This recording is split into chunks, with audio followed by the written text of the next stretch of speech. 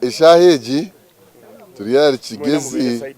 turiyari kigezi Rowa Playground turiyo tutebekanisiza omukoro gwa fande ogwa Rukundo Egumeho Ogugenda abantu bona bona kigezi region na omugenyi wito mukura fande base kwija shemerwe n'abantu be ahabwa okuzarwa kwe okw'emyaka anana mwenda intebekanisizo yona nimugiro kwe negendo mumisho kana ajya kwija no okongera kuhaga abantu okuba kwasa kubaho omumagara gabo no kwasa kwetungura abo burungi bwabo na nihanga ryitu nyenchakare n'urunaku rwo kushemerwa no kwijika okuzarwa konjenji wito mukuru kunko muri yecyo najya kuba ine message yakwija gambira abantu ebikwatine na ebyentunguka ebikwatine na program za government okwa kwasa kuzizamwa abantu bakaziganyirwamo okwatene n'ibyo kwerinda abo kwebyona byone biturugamba ntugambe bya parish development model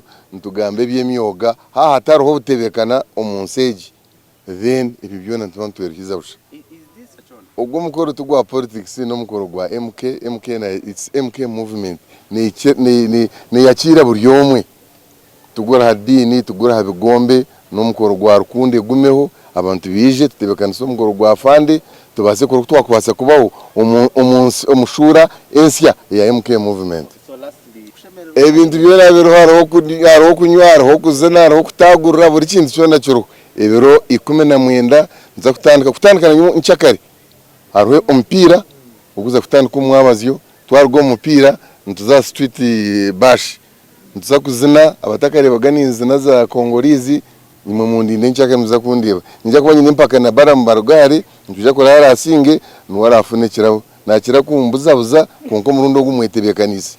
Ladies and gentlemen, icyo kubanza ikibuzo kibamuza n'ikirungi tokazara umwana erizoba ngo atandike okwanjura atamburire ho runako rumwe no kutamburira umu stages. Gen.Muhoozi Rugaba aba supreme leader akataho buryo bwena boda yetu yiguka turakimusimbira munonga boda yetu we yakingwa nkaba ndime yawa katuna tukatayisa ba president bana president wa Congo president wa Angola president wa Rwanda hamwe n'abashitinisa president wetu his excellency General Yoweri Tiwabugwa Museveni boda yarema kwiguka abashubuzi betu abamani bakagaruka hansi aho bakaferwa business bamwe bine za roni bafuruka ibintu byatambura kurunji mbenu Gen.Muhoozi Rugaba tumubwene nke kirabo kandi insiyone mwine hamasiko habo kubanyoye kureba ekintu cyareme ba president bana umusheja keja kaza Rwanda akagana na anko we bode kiguka icyo nico kintu cyo kubanza twamusimira munonga nirakubagambira katuna igwire abantu baratambura n'imotoka ziratambura ibya business nabyo bikwese biratambura umumesho bikutambura umumesho kandi rero kumabire yongera mpora habokwa ibintu byona tibikakorwa urunako rumwe tokabasa kombeka ekizimbe cyamane kindi kura mumesho ganje urunako rumwe mbeno barajangu akateteri ko kukiza karakubanza ubututu twaburebire abantu bitu abanya-Uganda aba East Africa mwena abantu aba Rwanda turene gutware mpora ibirungi bikwese bireje so umukoro ubwo guturi kutebekanisa no gusima general abo kwa omunsi yona no kozire mu byafayo ekintu ekiraherukayo mu bintu by'amani nira ngumagambire abarashya kuhagira imipira barakunda imipira twinama bazani bamani abo murahurira hariho ba Messi hariho ba Ronaldo hariho ba Salah Muhammad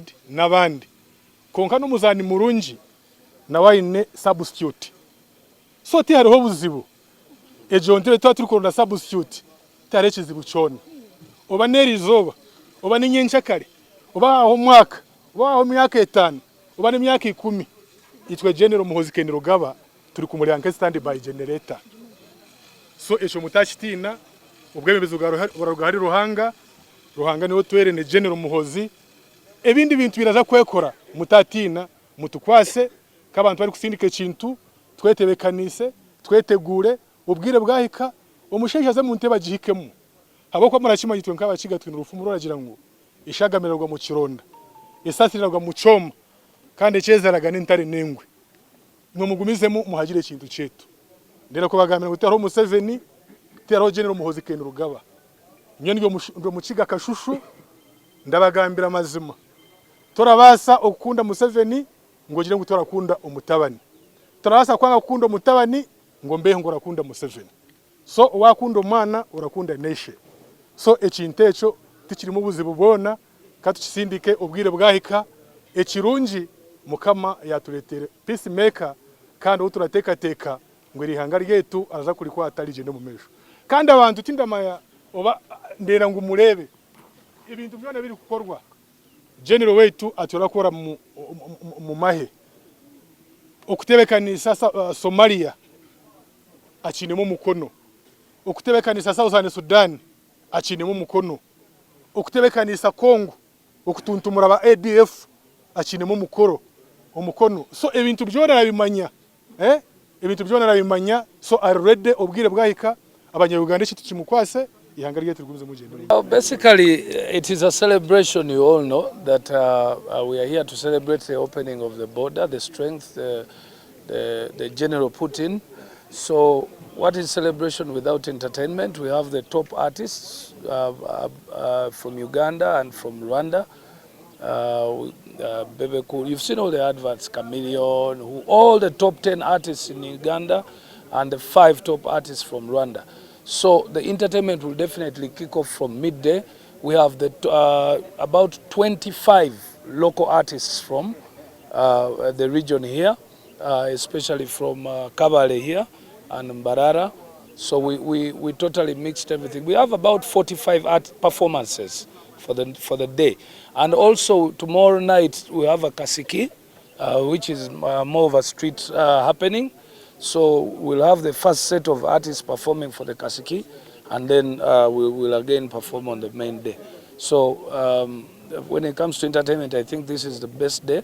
And the general likes to people to be happy. So the last time I was in Kabale here to perform, I think it is over 10 years. So this is a good reason for me to be here. Kulwa general kulokusatu tujja kuba tumwebaza tusanyukira wamu ku nsonga y'okuba nti bagulawo border yateekamu amaanyi ne bagulawo border. So n'olwekyo nga twolekera birthday nga twolekera okuba nti turecognizinga okuteekamu ku amaanyi yasobola okukola ki okumeka sure nti kuba obulamu bufa border nga nzigale kasi abantu baba nga tebatambula. So twagala kucelebratinga ffe ku side yaffe y'abayimbi tetuyinza butegatta ku Gen kubanga kino kitukwatako ng'eggwanga okusobola okulaba nti n'abantu baffe basanyufu. So abayimbi bonna bajja kubaawo, abayimbi abatoola abawera nga 45 10 okuva e Kampala, abasigadde 2 okuva mu Western Region wano ne Kabale, then n'abalala 10 okuva e Rwanda nga be balimbi abali top. So nsuubira nti nno buli muntu agendako ate n'abantu b'e Kabale bajje mujje bangi nnyo lwansonga leero lwe mufuna omukisa gwokka oguyinza okuba n'abayimbi abo bonna bayininwaji baani Swangz Avenue yonna Gagamero Liona Irandi Firebase bonna bali wano. She wants English. One, I'm inviting all people of Kigeza and Uganda to join us tomorrow as we welcome our supreme leader for the Kasiki. The party begins tomorrow. We shall have a Kasiki along the road. It's a street jam. We shall have a football game tomorrow. Rwanda select team versus Kigezi select team at Kigezi Stadium, at Kabale Stadium. So we shall start with a football game, and then in the evening we shall proceed to the stadium. So from the stadium we shall proceed to the football ground.